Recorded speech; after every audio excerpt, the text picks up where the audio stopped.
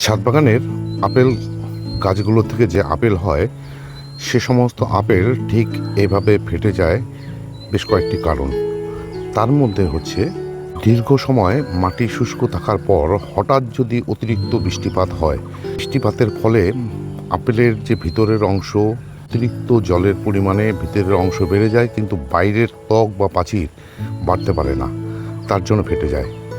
ঠিক তেমনই আবার এই যে ছত্রাকজনিত রোগ, সেটা হচ্ছে আপেল স্ক্যাব, এর জন্য কিন্তু ফেটে যেতে পারে।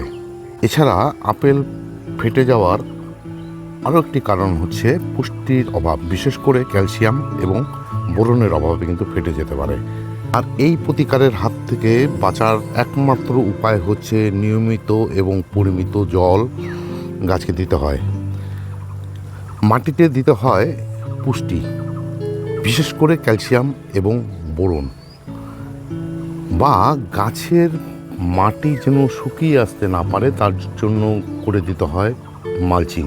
আপেল স্ক্যাব নামক যে ছত্রাকজনিত কারণের জন্য এই আপেল ফেটে যায়, তার জন্য নিয়মিত দিয়ে যেতে হয় ম্যানকোজেব গ্রুপের ফাঙ্গিসাইড, বিশেষ করে M45।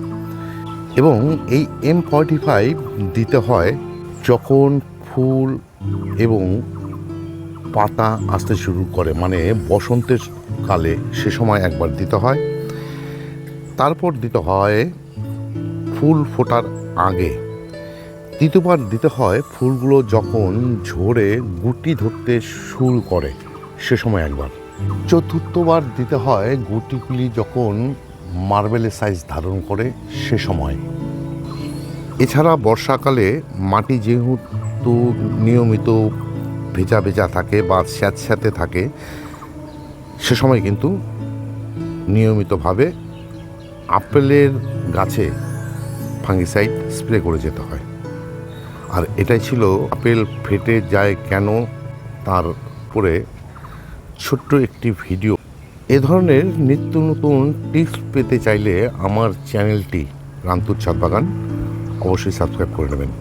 সবাই ভালো থাকবেন।